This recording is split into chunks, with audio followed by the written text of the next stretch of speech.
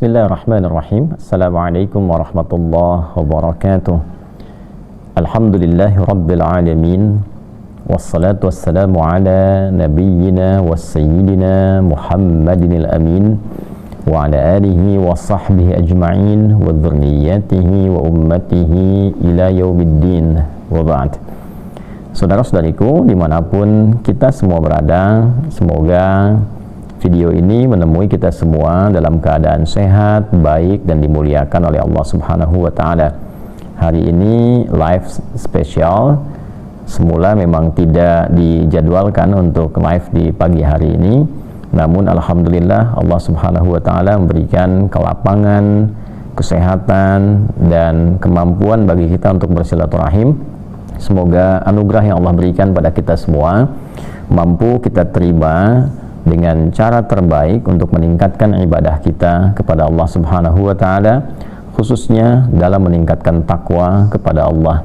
Definisi takwa dipersingkat oleh para ulama, yaitu kemampuan kita untuk selalu berusaha menunaikan segala perintah Allah dengan sebaik-baiknya yang bisa kita lakukan, dan juga upaya kita untuk meninggalkan segala larangan yang Allah telah tetapkan dengan segala kemampuan terbaik kita. Tentu definisi ini mesti kita jabarkan dalam keseharian kita untuk mengeluarkan segala perintah Allah itu apa.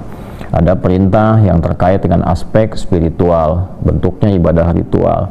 Kita akan lebih baik dan terukur bila menjadikan seluruh bagian perintah-perintah spiritual itu dalam bentuk ibadah ritual yang fungsinya mengoneksikan kita secara spiritual dalam konteks kebertuhanan kita kepada Allah Subhanahu wa Ta'ala. Bahasa singkatnya, ibadah yang dilatih menguatkan iman, yang dengan itu kita semakin merasa lebih dekat kepada Allah Subhanahu wa Ta'ala.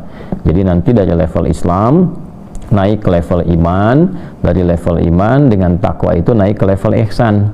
Ihsan itu adalah upaya kita menjadikan segala aktivitas sebagai ibadah dalam keadaan selalu terhubung dengan Allah dan merasa selalu diawasi oleh Allah Subhanahu wa Ta'ala, sekalipun kita tak punya kemampuan untuk menatap Allah secara langsung. Nah, ini terkait dengan perintah Allah secara ritual. Nanti keluarkan bentuknya bisa sholat misalnya, atau membaca Al-Quran dan sebagainya.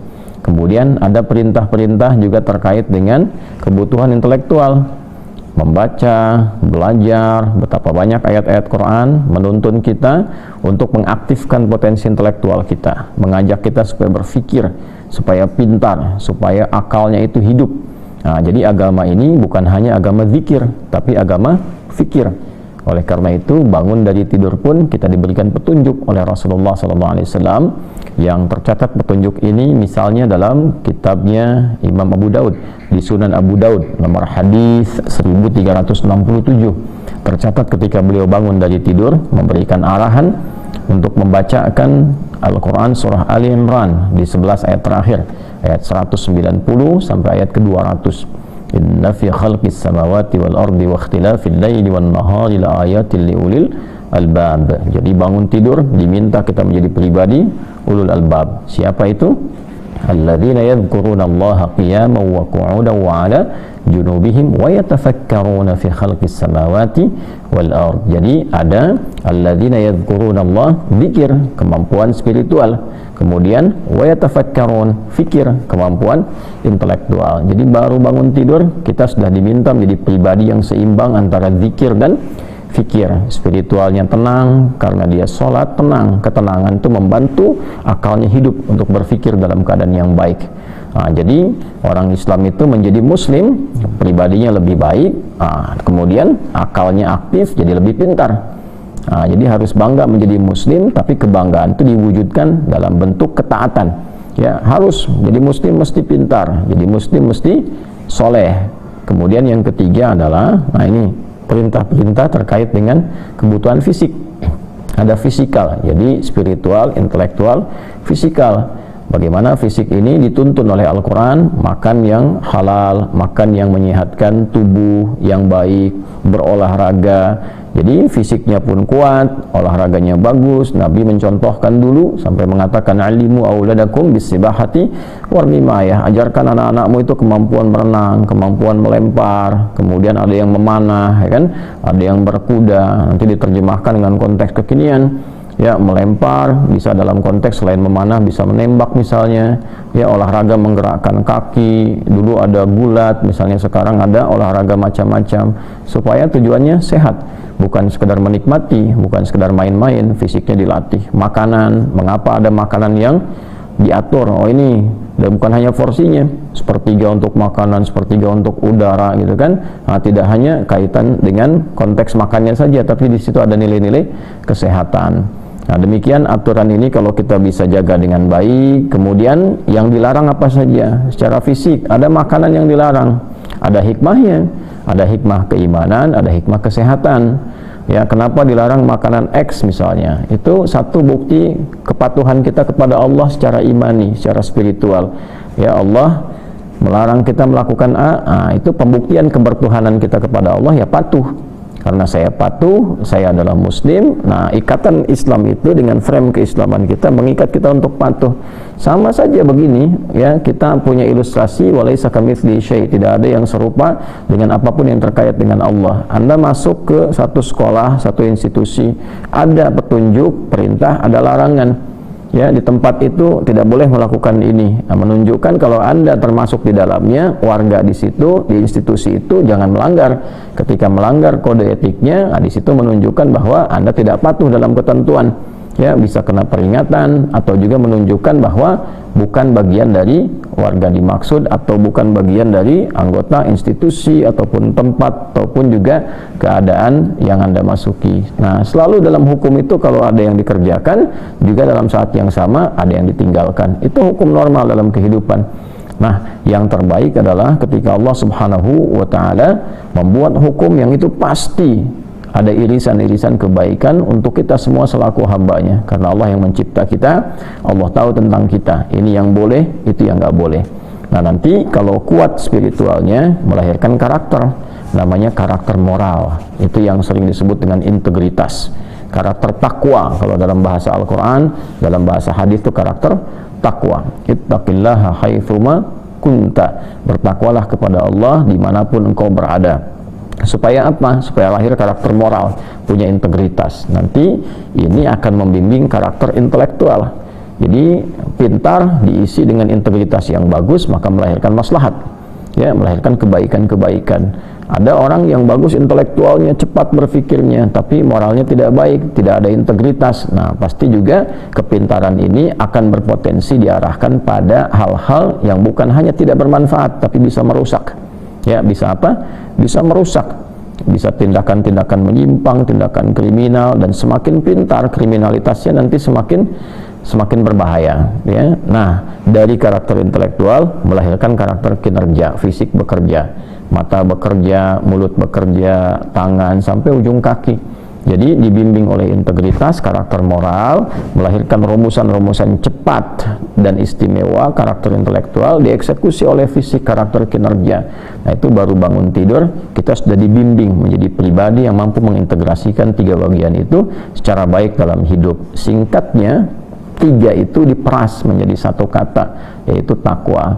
Nah, itulah sebabnya kenapa kalau kita gali kata takwa dalam Al-Quran, seringkali kita temukan di situ ada perintah, ada amal soleh, ada iman, ya, yang pada akhirnya membawa kita pada suasana yang lebih baik dalam tiga bagian secara utuh yang melekat pada diri kita. Nah, ini berlangsung setiap waktu. Nanti ada pelatihan-pelatihan di bulan-bulan tertentu dengan nama tertentu untuk melahirkan penguatan pada tiga bagian yang dimaksudkan. Bila di pertemuan lalu kita telah berupaya mengelaborasi, mendalami tentang pengertian, kedalaman, hikmah bulan Al-Muharram. Nah, saat ini memasuki bulan Safar, kita akan coba secara singkat dan padat juga menggali apa yang terjadi di bulan Safar ini, hikmah apa yang bisa kita dapatkan, keistimewaannya apa, pedoman kehidupannya seperti apa. Nah, teman-teman sekalian, penamaan bulan di dalam kalender Islam, nama-nama itu sesungguhnya sudah ada. sebelum era Nabi Muhammad SAW. Biasanya orang-orang Arab itu memberikan nama pada satu perjalanan kehidupan di lingkup kehidupan sosial masyarakat Arab dengan kejadian-kejadian yang berlangsung di masa itu, baik terkait dengan nama bulan pun demikian dengan tahun. Ya, misalnya di tahun itu terjadi serangan dari pasukan Abrahah yang datang dengan satu hasrat yang tinggi untuk melakukan tindakan kriminal besar, ya, ingin menghancurkan Ka'bah dengan pasukan bergajah yang kemudian kita ketahui secara viral dihancurkan oleh Allah Subhanahu wa taala dengan pasukan burung-burung ababil, gitu kan, yang dikirim langsung oleh Allah Subhanahu wa taala. Maka tahun peristiwa itu disebut dengan tahun gajah, yang dalam bertepatan di peristiwa itu selang beberapa saat lahirlah Rasulullah SAW, sehingga seringkali disebut kelahiran Nabi disebut dengan tahun gajah untuk menunjukkan ada peristiwa yang terjadi di masa itu. Pun demikian dalam penamaan bulan-bulan yang kelak nama itu di era-era Islam diabadikan untuk menunjukkan perubahan hikmah yang terkandung di dalamnya dan memberikan kesan-kesan panduan positif kepada kita semua. Nah, di bulan Al-Muharram pernah saya sampaikan di pertemuan-pertemuan lalu bahwa makna ini pun memberikan pengertian tentang konsensus yang terjadi di masyarakat jahiliyah. Bahkan sebelum kelahiran Nabi Muhammad SAW, mereka ada konsensus, kesepakatan bahwa di 4 bulan khususnya mereka berdamai. Ya, mereka melakukan genjatan senjata untuk yang berperang, kemudian melakukan kesepakatan damai, tidak boleh ada pertengkaran, tidak boleh ada perselisihan. Nah, 4 bulan ini 3-nya itu berurutan, Dzulqa'dah, Dzulhijjah, dan bulan pertama Al-Muharram. Yang keempat kemudian Rajab. Maka segala jenis perbuatan Muharram, ya, yang terlarang, yang tidak dibenarkan, hukumnya itu haram. Maka pada saat itu mereka bersepakat harus ditinggalkan. Maka bulan pertama untuk meninggalkan itu diberi nama dengan Al-Muharram. Nah, ini pada asalnya teman-teman sekalian. Nah, kemudian pada bulan Safar itu banyak sekali penduduk di lingkungan sekitaran Hijaz, kalau kita katakan, ya, di kekinian itu kita dapati misalnya lingkaran seputaran Mekah, seputaran Madinah, gitu kan, dan sekitarannya. Nah, itu banyak penduduk-penduduk yang mulai keluar untuk mulai merantau, mulai keluar. Nanti menjadi risalah biasanya digunakan untuk keluar untuk mengalami aktivitas-aktivitas tertentu. Nah, maka dengan kondisi seperti itu, penduduk yang tadinya itu padat, penduduk yang tadinya itu banyak berinteraksi di dalam wilayah, kalau kita dalam negeri, karena banyak mulai keluar, maka terlihat sedikit-sedikit mulai kosong daerahnya. Jangan dibayangkan seperti kita, ya, RT, RW, kecamatan misalnya, atau sebelumnya kelurahan yang banyak orangnya. Nah, ini kan komunitasnya tinggal suku A, suku B, jadi kalau pergi beberapa terasa mulai kosong. Nah, dalam bahasa Arab, kosong itu namanya sifar. Ya, sifar, sad, fa, kemudian ra. Maka bulan orang yang mulai beraktivitas, mulai keluar itu dinamakan dengan Safar untuk menunjukkan banyaknya orang keluar untuk merantau, sehingga seakan-akan daerahnya itu kosong dari penduduk, ya. Ini diilustrasikan menunjukkan satu keadaan sebagian mewakili keseluruhannya, atau sinekdok pas prototo, ya, menunjukkan seakan-akan kosong, gitu, ya, padahal masih ada beberapa bagiannya. Nah, ini di era-era jahiliyah.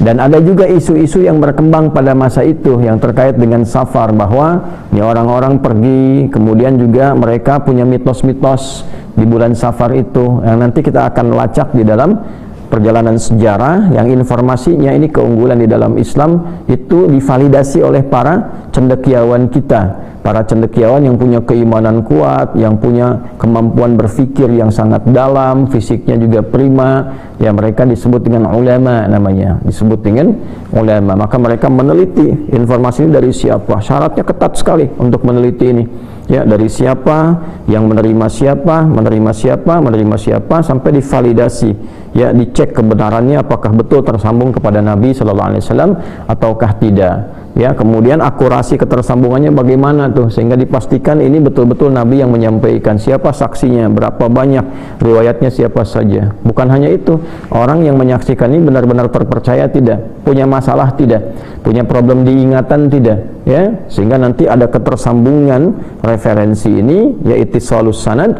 Kemudian bukan hanya tersambung, tapi orangnya tidak bermasalah, ingatannya bagus, mattasala isnaduhu binaqlil adli ad-dhabiti anil adli ad-dhabiti min ghairi syuzudin wala illatin qadihah. Itu definisi ketersambungan informasi dari Nabi yang dipastikan benar dengan pola-pola tadi, 5 syaratnya. Itu yang kelak kemudian dikenal dengan hadis sahih. Nah, itu kita sangat bersyukur bahwa itu semua hadir di dalam Islam untuk menjaga keutuhan, kebenaran, dan orisinalitas ajaran ini dipastikan bersumber dari Nabi Muhammad SAW. Teman-teman non-muslim silahkan boleh belajar, ya, cek tentang Islam misalnya, ada nggak agama yang disandarkan kepada Rasulnya eksis, tempat lahirnya diketahui, sejarahnya ada, tempat meninggalnya pun ada, kuburannya ada sampai dengan sekarang, sahabat-sahabatnya tercatat dalam sejarah, wujud asli nyata, dan semua ajarannya sampai terhubung sampai ke kita, dan itu bisa dilacak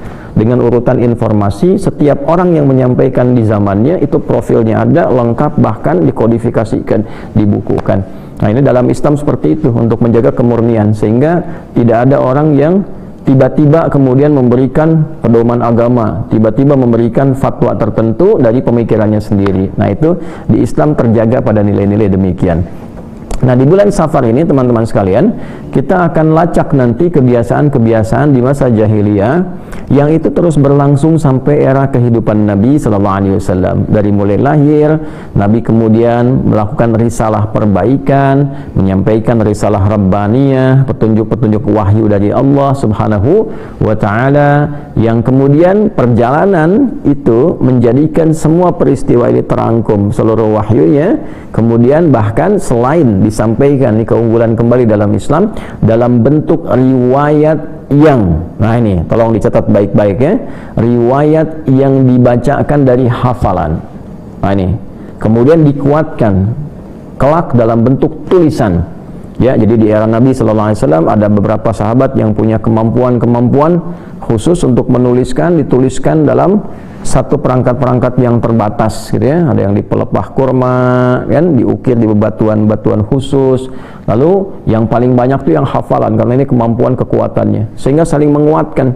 Ya, nanti kelak kemudian di masa sahabat Abu Bakar As-Siddiq radhiyallahu taala anhu dihimpun ini tim ad hoc yang pernah berada di sekitaran Nabi sallallahu alaihi wasallam, para penghafal dicocokkan dengan orang yang punya catatan-catatan tertentu. Nah, hafalan ini dihimpun, dikuatkan, disambungkan dengan berbagai riwayatnya, dihimpun jadi satu. Itulah yang kemudian menjadi mushaf yang sampai kepada kita saat ini, setelah nanti diperbanyak di eranya Utsman bin Affan radhiyallahu taala anhu, dipinjam mushaf, ya, dari Ummul Mukminin Sayyidah Hafsah radhiyallahu taala anha. Mushaf utama itu yang pernah mengkodifikasikan, lalu digandakan, disebarkan ke beberapa kota-kota besar pada masa itu. Lalu setelah itu diperbanyak sampai ke kita, karena peristiwanya yang terjadi di masa Khalifah Utsman bin Affan. Kita kenal itu semua, ya, penyebarannya, perbanyakan itu dengan nama Mushaf Utsmani sampai sekarang. Nah, itu semua bacaannya yang kita bacakan dari hafalan itu sama semua, itu keunggulannya.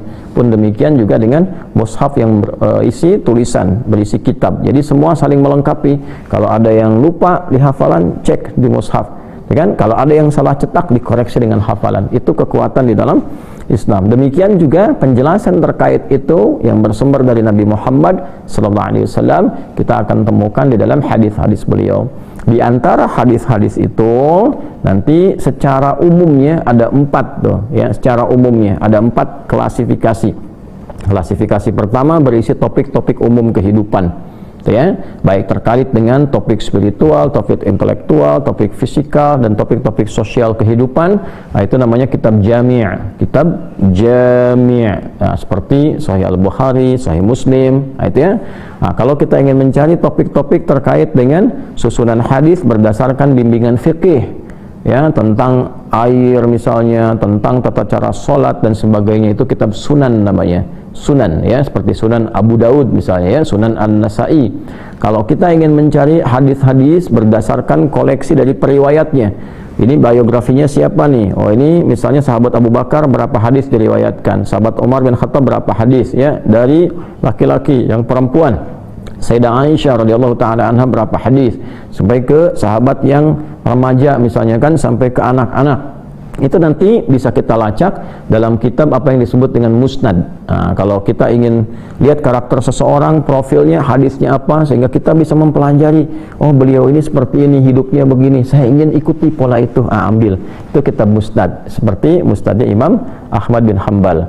Kemudian yang keempat itu ada mu'jam ya, kalau kita ingin mencari indeks-indeks hadis susun berdasarkan misalnya urutan-urutan abjad dan seterusnya ya, sebelum ada Google itu ya, kita bisa urutkan itu untuk menemukan nih ya spesifikasi hadis-hadis tertentu. Nah, itu disebut dengan mu'jam. Nah, teman-teman sekalian, dari kumpulan ini kita bisa lacak dari kitab Jami' dulu yang populer Imam Al-Bukhari. Jadi ini ya kitabnya, ini yang saya miliki, alhamdulillah ya, saya titipkan untuk dikaji, dibaca. Ini yang satu kumpulan langsung ya, nanti ada yang syarahnya seperti Fathul Bari ya, Fathul Bari fi Syarah Sahih Al-Bukhari karya Al-Imam Ibnu Hajar Al-Asqalani atau Hafidh Ibnu Hajar Al-Asqalani. Nah, ini nanti di Sahih Al-Bukhari kita akan temukan 97 topik. Setiap topik nanti dibagi subtopik lagi. Nah, kayak ini misalnya tentang safar, kita akan temukan di topik yang ke-76 Kitabut Tibbi ya, topik terkait dengan kesehatan, topik terkait dengan masalah-masalah sosial yang diberikan kemudian solusinya oleh Nabi SAW. Nah, subtopik yang ke-44 hadis nomor 5757 57. Nah, ini teman-teman sekalian tentang safar. Kemudian masuk yang ke topik masih di 76, subtopiknya spesifik ke 45 ya. Dari 44 tadi kita kemudian di babul fa'li pindah kemudian babu hammah. Nah, babu hammah ini adalah subtopik yang terkait dengan peristiwa yang terjadi di bulan Safar. Nah, di Islam tuh indahnya begitu. Jadi ada keterangan dalilnya, ada nasnya, ada sejarahnya, ada perjalanannya, ada catatannya. Nanti terakhir ada pelajarannya. Ya, jadi saya tegaskan kembali, topik nomor 76 Kitabut Tibbi, kemudian subtopik nomor 45 Babu la hammah, babun la hammata, gitu ya. Bab yang menjelaskan penolakan isu atas mitos tersebarnya penyakit. Nah, ada apa di dalamnya? Mari kita baca. Jadi baca suasana di era jahiliyah sudah saya terangkan. Nanti ada juga peristiwa negatif mitos yang tersebar sampai ke zaman Nabi, kita ulas. Nah, untuk menolak hal itu semua, apa petunjuk Allah kepada Nabi? Itu yang jadi pedoman kehidupan kita. Bismillahirrahmanirrahim. Qala al-muallif rahimahullah wa huwa al-Imam al-Bukhari, berkata dan menyampaikan Imam Al-Bukhari kepada kita semua, semoga Allah menyayangi beliau dan memberikan tambahan-tambahan cahaya kepada beliau. Haddatsana Muhammad ibn al-Hakam, haddatsana an-Nadhr, akhbarana Israilu, akhbarana Abu Hasin an Abi Salih an Abi Hurairah radhiyallahu taala anhu anin Nabi sallallahu alaihi wasallam. Nah, ini keunggulan di kita, alhamdulillah kita syukuri dalam Islam, agama kita terjaga walaupun informasinya informasi seputar peristiwa di masyarakat, terus komen Nabi apa, tapi itu selalu ada silsilah ya, selalu ada sanad namanya. Orang-orang meriwayatkan dari siapa, dari siapa, dari siapa, dari siapa, dan setiap orang ini bisa ditelusuri, ditemukan profilnya. Nah, nanti ada kitab lain yang membahas tentang ini. Yang paling populer misalnya ada Syiar A'lam Nubala misalnya kan. Nah, Syiar A'lam Nubala ini ditampilkan oleh Imam Adz-Dzahabi. Ya, bahkan nanti saking viralnya dicetak dalam 4 percetakan itu. Ya. Nah, ada yang Darul Fikr, ada kemudian juga Muassasah Risalah. Nih, Muassasah Risalah ini cukup menarik nih. Muassasah Risalah ini ditahqiq oleh Syekh Syuaib Al-Armad, kemudian banyak menyebar di kita, kurang lebih ada 30 jilid. Satu jilidnya itu hampir 600 halaman. Gitu ya. Nah, teman-teman, kembali lagi ke sini ya. Nah, ini enak kalau ngaji kitab nanti ingat satu referensinya apa, ingat ini referensinya apa. Ini ngaji kitab tuh enaknya begitu. Ya, kalau Di pesantren lebih enak lagi, kadang-kadang kita dah perpustakaan ambil kitabnya, tunjukin satu-satu gini, analisis hadis. Bukan hanya hadisnya apa dicari, caranya begini. Nanti kalau kita ingin meneliti rawinya, periwayatnya, kitabnya apa misalnya, Jarh wa Ta'dil misalnya kan, ada Mizanul I'tidal, ada Tahdzibut Tahdzib, Taqribut Tahdzib, macam-macam keluarin. Setelah itu nanti setelah tahu periwayatnya itu tidak bermasalah, baru ke isinya pun nanti digali lagi, memahaminya seperti apa. Ini keindahan di dalam Islam sehingga melahirkan disiplin ilmu. Dalam ilmu hadis nanti ada ilmu riwayat, ada ilmu dirayah, ya.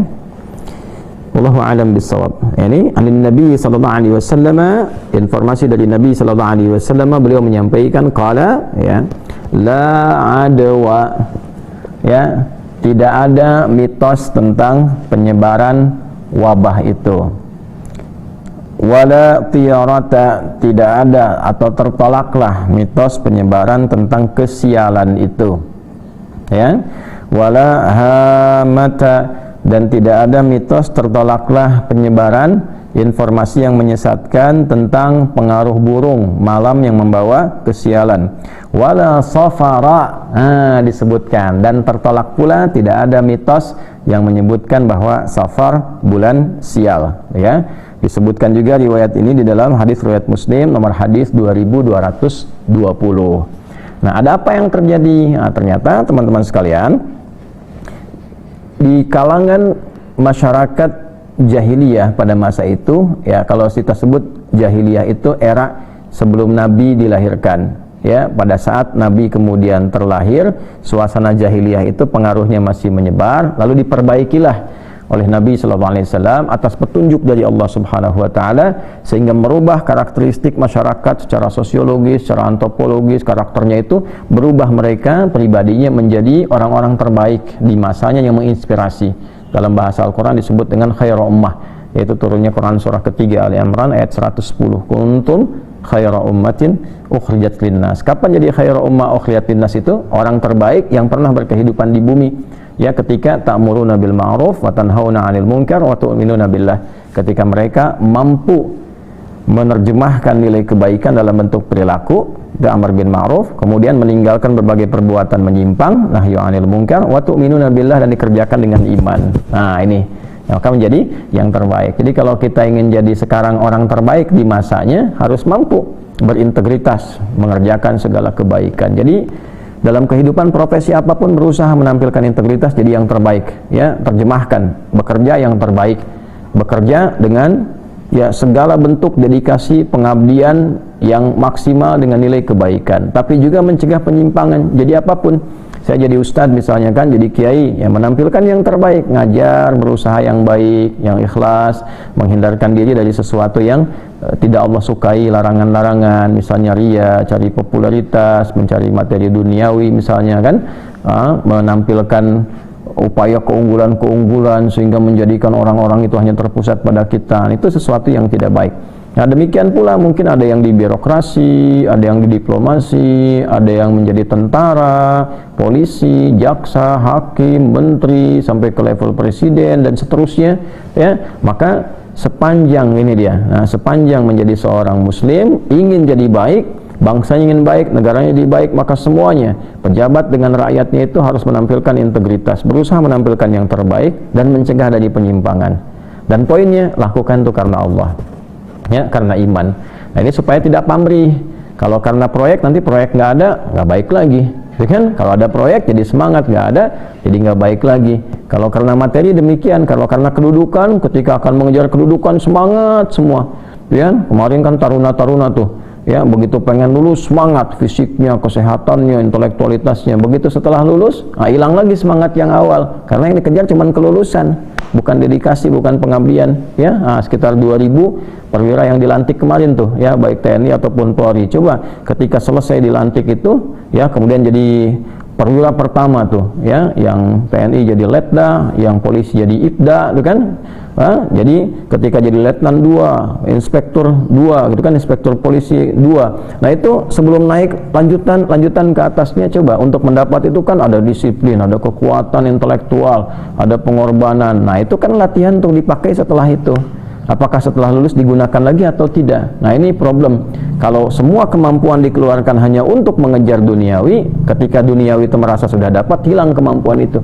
Maka bagaimana caranya? Lakukan karena Allah, karena iman kita, karena kita punya sifat bertuhan. Maka nggak ada pamrih, karena hubungan kita terkoneksi dengan Tuhan.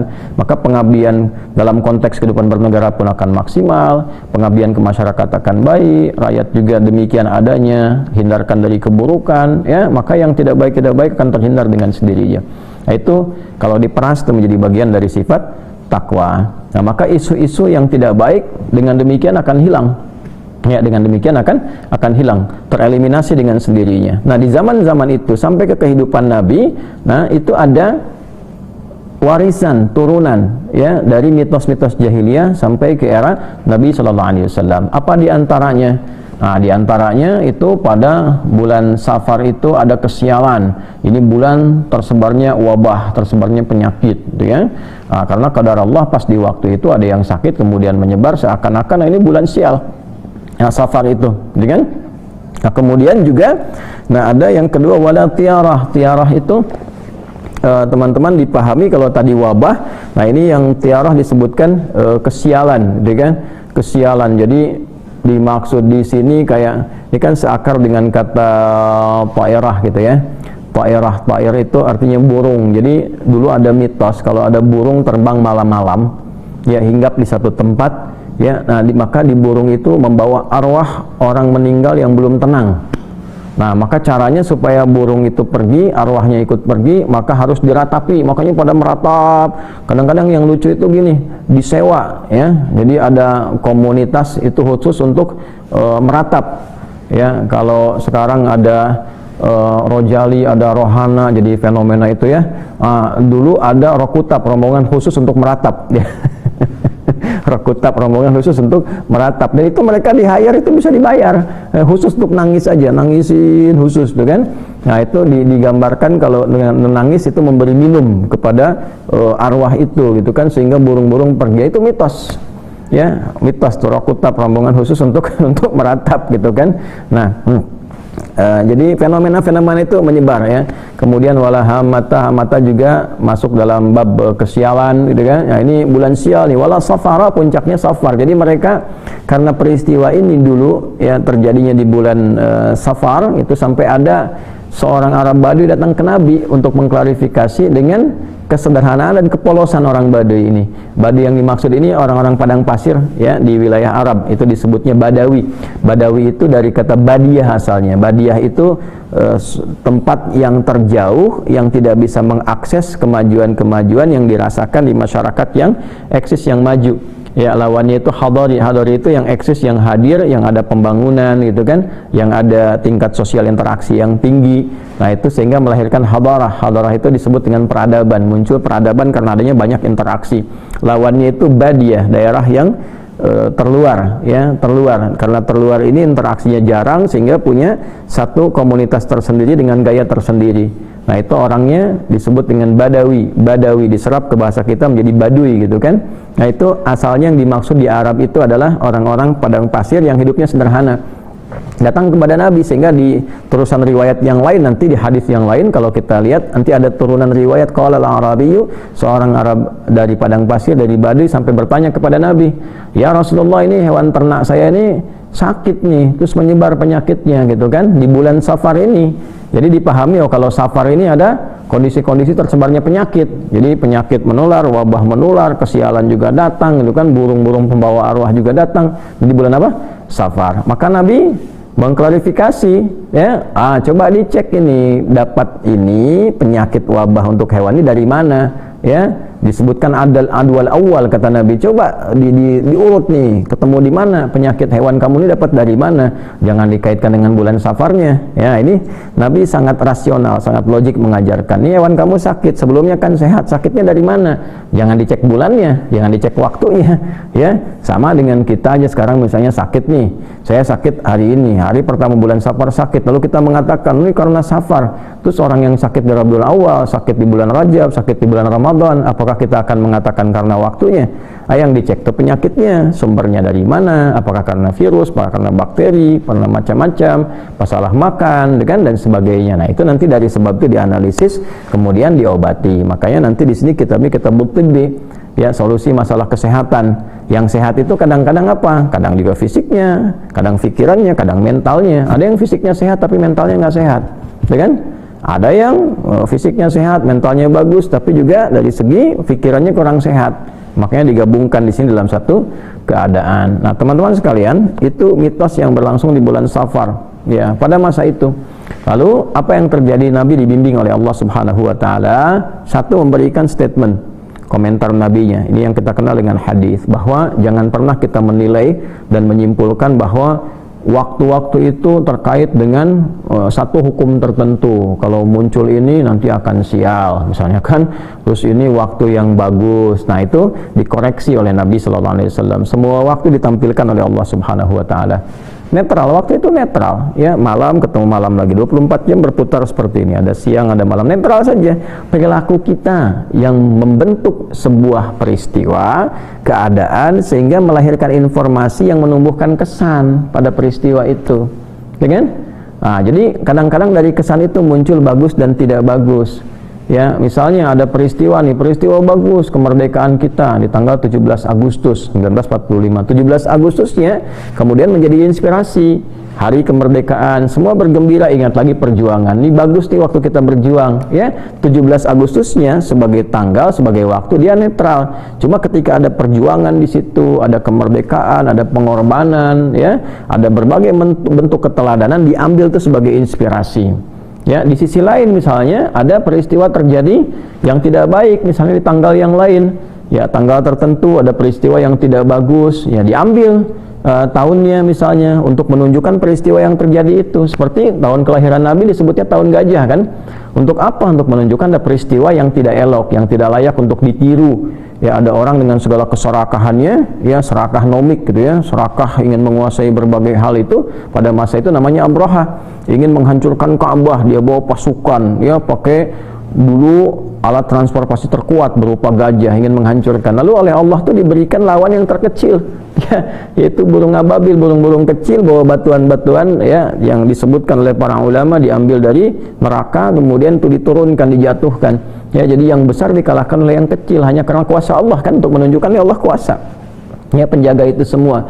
Nah, maka disebutkan tahun gajah untuk menunjukkan bukan tahunnya yang salah, ya, tapi perilakunya yang keliru. Jangan sampai ada perilaku seperti ini terjadi di masa depan, ya, karena keserakahan ingin mendapatkan segala hal ditempuh dengan cara yang salah. Biasanya itu akan hancur dengan hal-hal yang kecil. Ya, dulu kan Namrud juga sama, betapa jahatnya, betapa luar biasanya, tapi dikalahkannya oleh apa? Allah cuma kirimkan satu nyamuk, kan? Itu pun nyamuk yang terlihat cacat secara medis, satu sayapnya itu putus, gitu kan? Masuk ke telinga, nah, kemudian selesai, matinya kan pakai nyamuk aja, kirimkan. Ya, mengaku Tuhan mati sama nyamuk untuk jadi legasi ke depan. Nah, Tuhan matinya sama nyamuk, nyamuknya nyamuk cacat, gitu kan. Nah, ini untuk memberikan satu gambaran, gitu ya. Nah, sama Firaun pun begitu. Ketika Firaun jumawanya luar biasa, kan tenggelam, ditenggelamkan. Selesai, ngejar, tenggelam. Sehingga nanti jadi kesan ke depan, itu ada Tuhan kok tenggelam, gitu kan. Nah, jadi Allah itu kalau ada peristiwa-peristiwa yang ditampilkan dengan besar, ya, dengan nilai kemanusiaan yang menghadirkan nafsu yang luar biasa, biasanya diselesaikan dengan hal-hal kecil untuk menunjukkan bahwa kekuatan nafsu itu rendah di hadapan Allah. Nah, ini balik terkait dengan Safar, teman-teman sekalian. Nah, jadi Nabi memberikan komentar supaya umat Islam itu berpikir rasional, ada kewarasan berpikir, ada kesehatan berpikir, bahwa ayo, yang bagus itu susun agenda, semua waktu itu netral, susun agenda yang baik. Nah, nanti dipandu oleh Allah, dibagi misalnya per 4 bulan, ada bulan koreksi 4 bulan tadi, kan. Kalau kita bagi itu nanti ada bulan kontemplasi untuk merenung, untuk mengoreksi diri, ada bulan menyiapkan agenda, ada bulan mengeksekusi kegiatan, ya. Nanti setelah itu dievaluasi lagi. Nah, demikian adanya, makanya kenapa ada Ramadan, kan, khusus untuk penguatan diri lagi, latihan meningkatkan amal, setelah itu dipraktekkan meningkat di bulan Syawal, kan. Demikian adanya sampai persiapan haji, membangun rencana-rencana besar sebagai bagian proyek dunia dan akhirat. Makanya doanya Rabbana atina fid dunya hasanah wa fil akhirati hasanah. Itu kan doa umum dalam rangkaian haji tuh. Ya, rangkaian haji di Al-Baqarah 196 untuk mengawalinya sampai terakhir ketemu nanti 203. Di sela-sela itu ayat 201 itu ada doa yang Rabbana atina fid dunya hasanah. Jadi ada proyeksi-proyeksi. Setelah itu nanti baru beramal, ya, beraktivitas dan sebagainya. Itu keindahan dalam Islam, itu kita dipandu tuh. Wal tanzur nafsum ma qaddamat lighad. Quran surah Al-Hasyr surah 59 ayat ke-18. Jadi setiap kita yang merasa beriman, ya ayyuhalladzina amanu ittaqullah, tingkatkan takwa. Nah, di antara cara meningkatkan takwa itu kan di Quran ditunjukkan kurang lebih ada 240 cara kan. Salah satunya apa? Salah satunya adalah membuat kurikulum kehidupan. Ya, wal tanzur nafsum ma qaddamat lighad. Buktikan ketakwaan engkau itu dengan cara menyusun agenda hidupmu sampai engkau pulang ke akhirat nanti. Oh, dahsyat. Ya, orang cuma punya cita-cita dunia, dalam Islam diajarkan sampai akhirat. Nanti proyeksi akhirat itu diturunkan ke dunia. Ya, misal saya pengen masuk surga Firdaus, nggak apa-apa punya cita-cita tertinggi. Amalannya apa? Turunkan jadi panduan amal ke muka bumi, lalu seluruh profesi yang kita pilih, nah ambil nilai-nilai surga Firdaus itu untuk menunggangi profesi ini. Jadi apapun, ya kan surga Firdaus itu bukan karena profesi, ya, tapi di dalamnya ada panduan nilai-nilai kebaikan yang menyertai profesi itu. Misalnya ada di Quran surah ke-23 Al-Mu'minun ayat 1 sampai 9 lah kalau kita keluarkan. Ya kan ke ujung ayatnya itu ada ayat yang sangat indah. Ya ulaika humul warithun alladzina yarithuna al-firdausa hum fiha khalidun. Ada mereka itu para pewaris surga Firdaus yang akan kekal tinggal di dalamnya sedang beraktivitas di bumi. Aktivitasnya apa? Nanti balikan ke ayat 1. Qad aflahal mu'minun, ya kan? Sungguh orang beriman itu akan menggenggam kebahagiaan dan kesuksesan. Nah, pertama mesti beriman dulu. Lalu mempertahankan menjaga iman sampai punya level surga Firdaus bagaimana? Alladzina hum fi salatihim khashi'un, yaitu orang-orang yang berusaha khusyuk salatnya. Jadi kalau hanya sekedar salat, bagus, salat bagus, nanti standar, surganya standar. Tapi kalau pengen Firdaus berusaha untuk khusyuk. Jadi kalau jadi pejabat khusyuk salatnya, jadi presiden, jadi menteri, gubernur, ya, bupati, wali kota, terus sampai juga pejabat yudikatif seperti hakim misalnya, dari hakim agung sampai hakim-hakim ke bawahnya, ya, ataupun kemudian ada di organik seperti tentara, dari panglima ke bawahnya, dari polisi dari atas sampai ke bawahnya. Nah, itu memperkuat iman, lalu sholat dengan khusyuk. Jadi apapun bebas, ya, silahkan yang baik-baik, tapi tidak meninggalkan sholat. Bukan hanya tidak meninggalkan, tapi sholatnya khusyuk. Walladzina hum 'anil lagwi mu'ridun, senang fokus pada yang bermanfaat, yang enggak bermanfaat ditinggalkan. Hal-hal yang enggak penting itu tinggalkan, jauhi. Terlepas dari hukumnya, ya, misalnya oh ini derajatnya tidak sampai haram, ini makruh misalnya, tapi bagi kita ini enggak terlalu penting, jadi kan? Atau misalnya mubah tapi tidak membawa sifat-sifat untuk kegiatan kita menjadi penting. Nah, itu cenderung dihindari, cari yang penting-penting sesuai kebutuhan kita dan seterusnya. Nah, itu proyeksinya teman-teman sekalian. Maka dibikin agenda seperti itu. Nah, di antara tuntunan yang langsung dipraktekkan, dibimbing oleh Allah, misalnya apa? Untuk menepis mitos-mitos yang demikian itu, Nabi diperintahkan oleh Allah. Misal dari mulai pernikahan Nabi. Pernikahan Nabi bulan Safar. Ya, Nabi SAW itu menikah dengan Sayyidah Khadijah radhiyallahu ta'ala anha, istri terbaik yang paling mulia, yang semoga kita diberikan kesempatan untuk bisa bersua, ya, dengan ibunda kita Sayyidah Khadijah, tentunya bersama Rasulullah SAW dan seluruh orang-orang terkasih beliau. Ya, itu pernikahannya berlangsung di bulan apa? Safar. Ya, kemudian juga pernikahan putri tercinta Sayyidah Fatimah, ya, dengan Sayyidina Ali bin Abi Thalib radhiyallahu taala anhuma, itu berlangsung di bulan Safar. Nah, jadi Sayyidina Ali bin Abi Thalib menikah dengan Sayyidah Fatimah Az-Zahra itu bulannya bulan Safar di tahun kedua Hijrah. Nah, jadi ditepis nih, nggak ada mitos nih, gitu kan? Nabi menikahnya bulan Safar, kemudian juga putri beliau tercinta Sayyidah Fatimah Az-Zahra menikah di bulan Safar. Nah, lalu ini yang paling menarik nih, hijrah Nabi pun berangkatnya di bulan Safar, nanti sampainya Rabiul Awal. Ya, berangkatnya Safar. Ada yang bahkan detil, ya, melacak sehingga melahirkan angka 27 Safar gitu perjalanan itu. Ya, jadi beliau berangkatnya bulan Safar untuk menunjukkan nggak ada bulan kesialan itu, berangkat Safar, ya, sampai kemudian di bulan Rabiul Awal. Jadi banyak peristiwa-peristiwa yang terjadi. Bahkan Khalid bin Walid tuh panglima besar, masuk Islamnya bulan Safar. Ya, Ammar bin As masuk Islamnya bulan Safar. Jadi kalau teman-teman yang non Islam, ya, sudah mendalami Islam, pengen masuk Islam bulan Safar, silahkan, tidak ada masalah. Ini bulan awal nih sekarang, awal Safar, gitu kan? Nah, ini bulan baik, semua baik, waktu baik. Jadi pernikahan Nabi, kemudian juga perjalanan hijrahnya Nabi, terus penaklukan Khaybar. Ya, Khaybar itu kan dulu ada Yahudi pongah tuh pada masa itu, ya, yang memonopoli segala aspek sampai nyusun kekuatan militer, milisi, terus menganiaya, bikin benteng dan sebagainya, memonopoli pasar, ya, terus pasar dibikin semaunya, kapan dinaikin dia naikin, kapan rendahin dia rendahin, dan mengadu domba masyarakat sekitaran sehingga Aus dengan Khazraj itu selalu bertengkar, yang tadinya akur, ya, satu bapak ke atasnya satu hubungan tiba-tiba dipecah gitu, ya. Nah, itu mereka berkumpul di benteng namanya Khaybar. Nah, itu ditaklukkan, ya, oleh Nabi SAW tentunya dengan komunitas masyarakat yang ada pada masa itu, kan udah bangun kesepakatan tuh dengan adanya Piagam Madinah, sudah ada kehidupan bernegara, bermasyarakat, kan. Itu penaklukannya di tahun ke-7 Hijrah, ya, itu bulannya Safar. Nah, ini bulan Safar itu teman-teman sekalian, nah itu ada bulan perjuangan, teman-teman di TNI, Polri gitu kan, TNI, pasukan-pasukan, terus di Polri misalnya ada BRIMOB yang sedang bertugas di beberapa tempat, tugas-tugas negara, ataupun yang ada tugas UN, semangat, ya, bulan-bulan semangat di berbagai aspek kehidupan. Intinya apa? Semua waktu itu netral, diisi dengan kebaikan-kebaikan. Maka dari itu ketika masuk ke bulan Safar, kita dipandu di dalam Islam. Safar bulan berfikir, Safar bulan merencanakan segala kegiatan, aktivitas kehidupan kita, bikin rencana, bikin yang terukur.